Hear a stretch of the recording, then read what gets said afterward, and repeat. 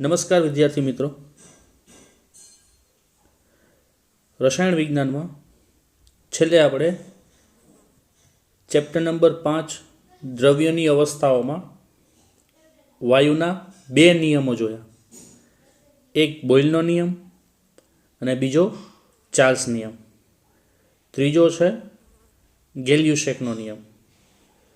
तो आ नियम गेल्युसेक नामना वैज्ञानिके आपेलो होवाथी आ नियम ने गेल्युसेक नियम तरीके ओळखाय अथवा दबाण अने तापमान वच्चेना संबंधनो नियम पण कहेवाय। तो पेलो नियम में जोवो तो तापमान अचळ हतुं, बीजो नियम चार्ल्सना नियम में दबाण अचळ हतुं। अहींया कद अचळ राखवानुं छे। तो मैं तमने पहला लेक्चर में बात करी थी पीवी बराबर एनआरटी आदर्श वायु समीकरण। तो आ बधा जे चारे नियमों छे ई चारे नियम भेगा थाय एटले आदर्श वायु समीकरण बने। तो जोईए आपणे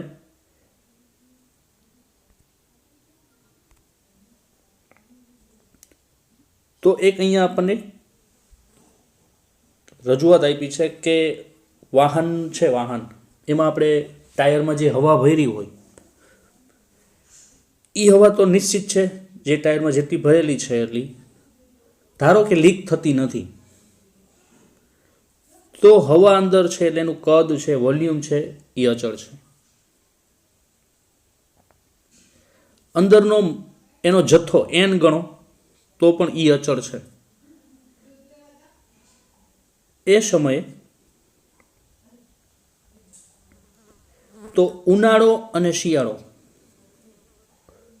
बंनेनी सरखामणी करो तो उनाळा में टायर फाटवाना केसीस तम घणा बधा जोया हशे, ज्यारे शियाळा में आवुं ओछुं थाय। तो शुं काम? उनाळा में टायर फाटे छे मतलब अंदर दबाण वधी गयुं। नॉर्मल दबाण हतुं एना करता कद तो अंदर छे एटલું જ छे तो टायर फाट्યું એટલે दबाण वधी गयुं। तो उनाळामां तापमान वधे तो दबाण वधे, तापमान घटे तो दबाण घटे। तो पीवी बराबर एनआरटी मैं आदर्श वायु समीकरण लिखूं।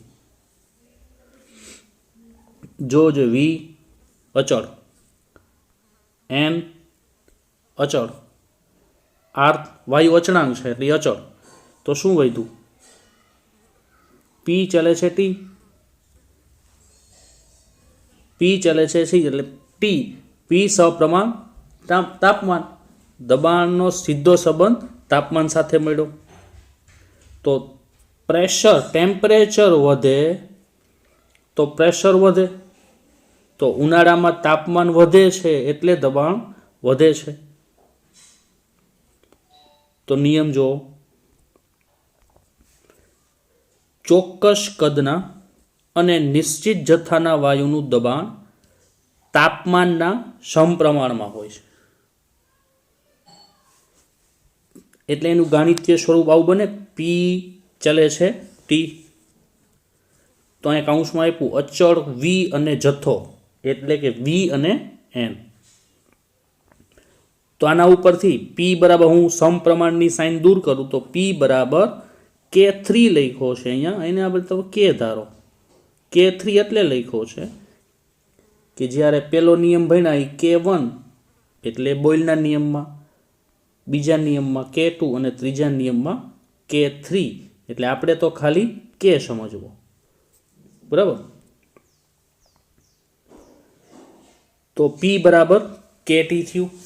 हवे हूँ टी ने बराबर नी सामे जवा दो तो छेद में जशे, गुणाकार में छे तो पी ना छेद में टी थशे, आना बराबर अचळ। हवे अचळ कदे निश्चित जथ्थाना वायुना दबाण निरपेक्ष तापमाननो गुणोत्तर पण अचळ होय। तो गुणोत्तर अचळ एटले आपणे धारी लई અચળ કદે તાપમાનમાં બદલાવનું જે ફેરફારનું સૂત્ર છે, ધારો કે એક નિશ્ચિત કદના અને એક નિશ્ચિત ધરાવતા વાયુનું T1 તાપમાન એ P1 દબાણ છે. એટલે કોઈ એક કન્ડિશને એનું તાપમાન માપી લીધું તમે, તો એ તાપમાનને આપણે T1 કહી, ત્યારે એનું પ્રેશર કાંઈક હશે, એને હું P1 કહું. હવે તાપમાનમાં થોડોક બદલાવ કરવામાં આવે એ હું તાપમાનને T2 ટેમ્પરેચર કહું, તો પ્રેશરમાં પણ બદલાવ આવશે, તો એ પ્રેશરને હું P2 કહું. પછી આ T2 તાપમાન વધાર્યું હોય તોય ભલે, ઘટાડ્યું હોય તોય ભલે. જો તાપમાન વધ્યું હશે તો પ્રેશર વધશે, જો તાપમાન ઘટેલું હશે તો પ્રેશર ઘટશે. સીધી વાત છે. તો હવે નિયમ આપણો જે છે, નિયમ પ્રમાણે ગેલ્યુસેકના નિયમ પ્રમાણે શું થાય? P1 છેદમાં T1. અહીંયા લખ્યું છે ચાર્લ્સનો નિયમ, પણ આ ભૂલ છે. તો આવું થાય. P1 છેદમાં T1 બરાબર P2 છેદમાં T2 બરાબર K. આવું થાય, કારણ કે ગુણોત્તર તો બંનેનો K જ મળવાનો છે. સમજાય એવી વાત છે. હવે હું આ P1 ને આલીકો જવા દઉં, આ ટીને સામે જવા દઉં, તો આવું બને. P1 ના છેદમાં P2 બરાબર T1 ના છેદમાં T2. આવું સૂત્ર મળે. તો જોવો જોઈએ આગળ. P1 ના છેદમાં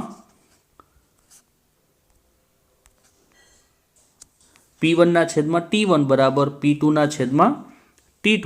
તો હવે આ P2 ને આલીકો લઈ આવ્યા, તો P1 ને એમને છેદમાં P2, અને આ T1 છે એ બરાબરની સામે ગયા તો ઉપર વયા ગયા, તો T1 ના છેદમાં. હવે આને આમ પણ લખી શકાય. P1 આ T2 છે એને બરાબરની સામે જવા દઈ, તો ભાંગાકારમાં છે, સામે અંશમાં વહી જશે, ચોકડી ગુણાકાર. તો P1 T2 બરાબર P2 T1. આ સમીકરણ જોવો જોઈએ, આવું બને. હવે આનો આપણને એક આલેખ આપ્યો છે. આ આલેખને આઇસોકોર કહેવાય. અચળ કદે જે થતું હોય એ આલેખને આઇસોકોર કહેવાય.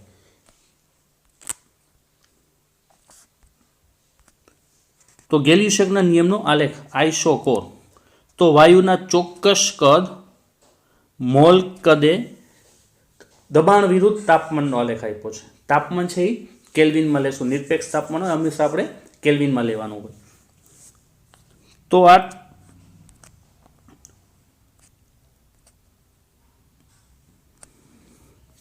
આવો આપણે એક આલેખ છે. જો દબાણ વિરુદ્ધ ટેમ્પરેચર, તો 0 ટેમ્પરેચર 0 કેલ્વિને થી 400 કેલ્વિન આપ્યું છે, ઉપર દબાણ વધતું જાય. તો અલગ અલગ 4 આપ્યા છે આપણે, એટલે કે કદ અલગ અલગ કદે આપ્યા છે. તો એક કોઈ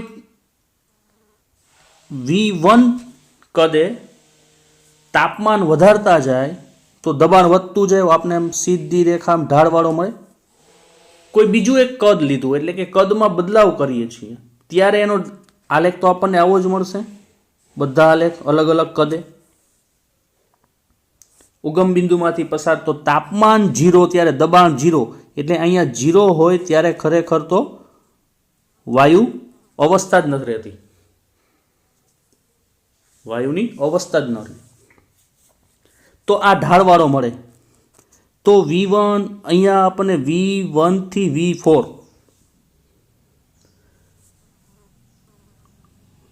V1 કદથી માંડીને V4, તો કદ કેનું વધારે છે?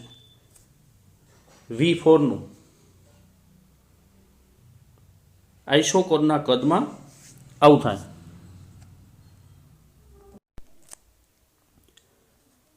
તો આલેખમાં આ 4 ઢાળ V1 થી V4, કોનું કદ વધારે છે? V4 નું. તો એ ખબર કેવી રીતે પડે V4 નું વધારે છે?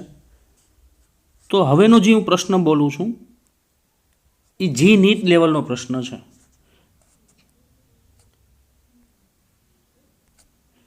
કે જી હું એક વાયુ સમીકરણ લખું પીવી આદર્શ વાયુ એનઆરટી, તો કોઈ એક વી એમ હું પી બરાબર આવું લખી શકું એન આર છેદમાં વી ટી, આવું એટલે કર્યું કારણ કે પી અને ટીનો સંબંધ જોઈએ છે એટલે. હવે બીજું આવું છે પી બરાબર કે ટી છે, તો આ કે એટલે અચળાંક, આ અચળાંકને આ બંને સમીકરણને સરખાવો તો કે બરાબર એના છેદમાં વી થાય. આ તો બધા અચળ છે ને, એન જથ્થો અચળ, આર વાયુ અચળાંક અચળ, વી કદ પણ અચળ. તો જેમ કેનું મૂલ્ય વધારે એમ વીનું મૂલ્ય ઓછું થાય. તો આ ઢાળ જેનો વધારે એનું કદ ઓછું, તો આ V1 નો ઢાળ વધુ છે એટલે એનું કદ ઓછું. એવી રીતે V4 નું ઢાળ ઓછો તો એનું કદ વધુ હશે. તો આમ તમને એમસીક્યુ રૂપે પૂછે તો પણ તમે એનું સોલ્યુશન મેળવી શકો.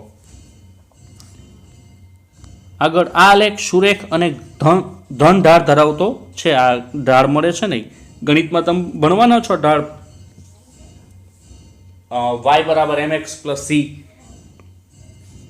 અલગ અલગ કદ V1, V2, V3, V4 ની દરેક રેખા આઇસોકોર છે.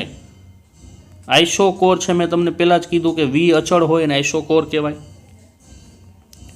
બધા જ આલેખ નીચા તાપમાન તરફ લંબાવતા ઉદ્ગમ બિંદુએ ભેગા થાય, એટલે કે ટેમ્પરેચર ઘટાડીએ તો બધા ક્યાં ભેગા થાય? ઉગમ બિંદુએ, એટલે કે અહીંયા 0 એ ભેગા થાય.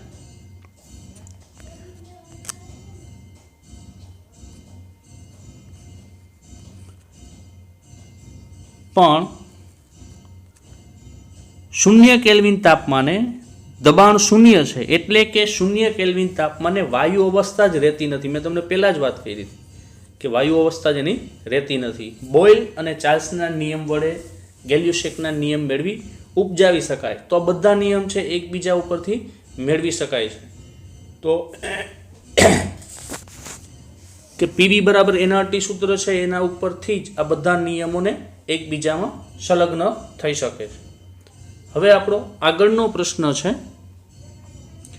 એવોગેડોનો નિયમ, એટલે કે વાયુનો ચોથો નિયમ. ગેલ્યુસેક પછી એવોગેડો. ચલો જોઈએ એવોગેડોનો નિયમ. તો 1811માં ઇટાલિયન વૈજ્ઞાનિક, એનું નામ છે એમિડો એવોગેડો. આ વૈજ્ઞાનિકે ડાલ્ટનનો જે પરમાણુવાદ હતો ઈ અને ગેલ્યુસેકના જે નિયમ મળ્યો છે એ નિયમના તારણ ઉપરથી આ નિયમ આપવામાં આવ્યો.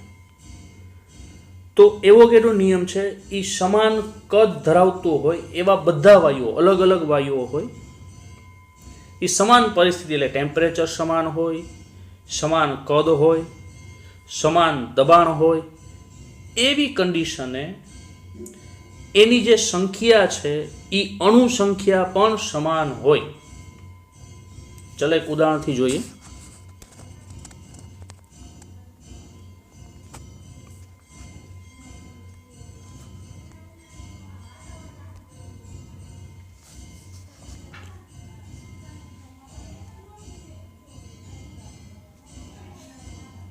ધારો કે 3 એક સરખા પાત્રો છે, ભલે મારાથી નાના મોટા થયા છે પણ સમજો કે ત્રણેય પાત્રો એક સરખા છે.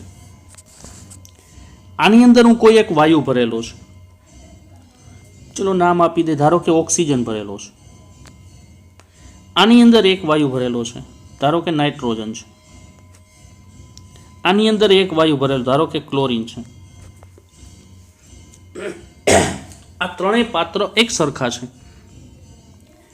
આનું કદ એક સરખું છે. જો પાત્ર ત્રણેય એક સરખા છે એટલે કદ એક સરખું થયું. હવે આને મેં એક જ રૂમમાં રાખેલા છે. એક રૂમમાં રાખેલા છે, મતલબ કે આ બધાને ટેમ્પરેચર સમાન છે, ટી ઇક્વલ, બધા માટે ટી સરખો છે, ટેમ્પરેચર સરખું છે, રૂમ ટેમ્પરેચર, તો દબાણ એ સરખું હશે, પી પણ સરખું છે. ત્યારે આની અંદરના જે અણુ સંખ્યા હશે n, એટલી જ અણુ સંખ્યા આમાં હશે, એટલી જ અણુ સંખ્યા આમાં હશે. જો આનું કદ ત્રણેયના એક સરખા કદ વોલ્યુમ કીધું તું, ચાલો 100 ml છે, બધામાં V કેટલો છે? 100 ml છે. ત્યારે બધાની અંદર n જથ્થો છે એ એક સરખો હશે સંખ્યા. આની અંદર સંખ્યા ધારો કે x મળી, તો આની અંદર એ સંખ્યા કેટલી મળવાની? x મળવાની. આની અંદર એ સંખ્યા કેટલી મળવાની? x મળવાની. ચાલો આને આપણે આદર્શ વાયુ સમીકરણ મુજબ જોઈ.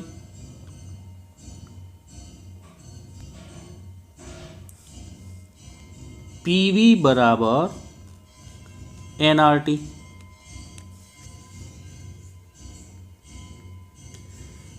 તો પ્રેશર, ટેમ્પરેચર અચળ, પ્રેશર અચળ, આર તો વાયુ અચળાંક અચળ, તો શું થયું? V ચલે છે n. એટલે કે કદના સમપ્રમાણમાં કોણ હશે? n, એટલે જથ્થો, મોલ સંખ્યા. મોલ સંખ્યાની આપણે ચેપ્ટર નંબર 1 માં ચર્ચા કરી ગયા છે. અણુ સંખ્યા, એવોગેડ્રો આંકની ચર્ચા કરી હતી. એવોગેડ્રો આંક 1 મોલ બરાબર 6.022 ગુણ્યા 10⁻23. તો એ જથ્થો છે એ કદના સમપ્રમાણમાં હશે. તો મેં ઉદાહરણમાં લીધું હતું, અલગ અલગ વાયુ લીધા હતા, પણ એ બધાનું કદ એક સરખું લીધું હોય તો n સીધી વાત છે એક સરખો જ મળે. બરાબર સમજો છો? અહીંયા જે સમજી ગયા આટલું, મતલબ કે આખો એવોગેડ્રો સમજાઈ ગયો. હવે આપણે પ્રશ્નમાં જાય.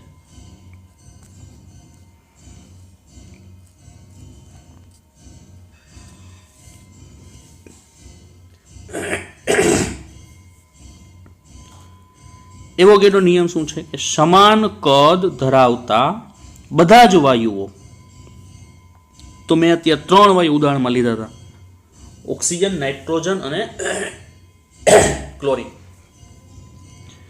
સમાન તાપમાને અને સમાન દબાણની પરિસ્થિતિએ સરખી સંખ્યાના અણુઓ ધરાવે છે.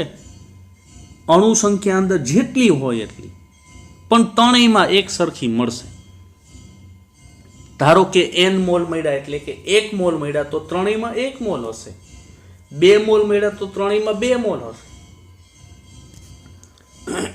કદમાં ફેરફાર કરી છે તો n માં સીધો ફેરફાર થવાનો.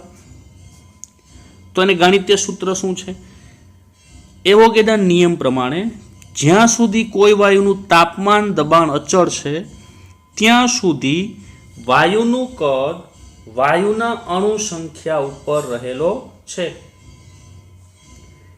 એટલે V ચલે છે n. V સપ્રમાણ n. અચળ કોણ? ટેમ્પરેચર અને પ્રેશર. તો n છે એ વાયુની મોલ સંખ્યા છે.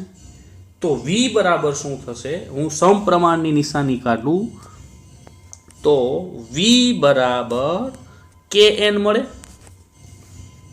અહીંયા K4 લખ્યું છે, પણ આપણે એને K સમજવાનો. તો V બરાબર kn.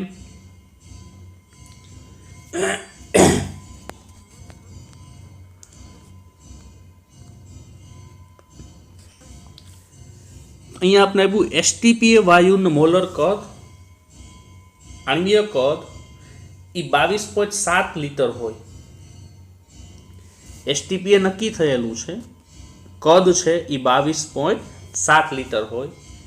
એટલે કે 1 મોલની અંદર અણુ સંખ્યા કેટલી હશે? 1 મોલ બરાબર કેટલા? તો 6.022 ગુણ્યા 10⁻23 અણુઓ હશે. હવે આપણે D સાથે સંબંધ મેળવવાનો છે. D મીન્સ કે ઘનતા. તો અહીંયા એક સૂત્ર હું લીખું, મોલ બરાબર દળના છેદમાં આણ્વીય દળ. ચેપ્ટર નંબર 1 માં ભણીને આવો છો. દળના છેદમાં આણ્વીય દળ. અહીંયા આપણે વાયુની વાત કરીએ છીએ એટલે લખ્યું છે વાયુનું દળના છેદમાં વાયુનું આણ્વીય દળ. તો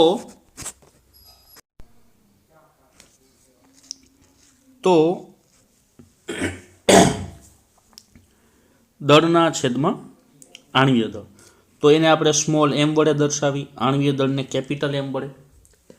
તો એન બરાબર સ્મોલ એમના છેદમાં કેપિટલ એમ થાય.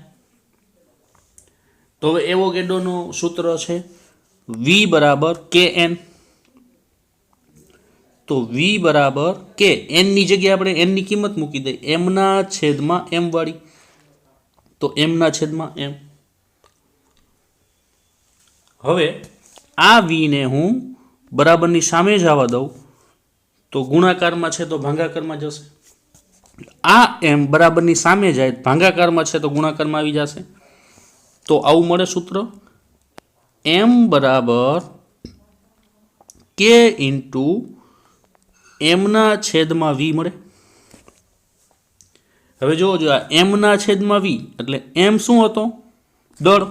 તો દળના છેદમાં વી શું છે? કદ. તો દળના છેદમાં કદ બરાબર શું? ઘનતા. ઘનતાનું સૂત્ર શું છે? દળ બરાબર ઘનતા બરાબર દળના છેદમાં કદ. તો આના બદલે હું ઘનતા મૂકી શકું તો મૂકીએ.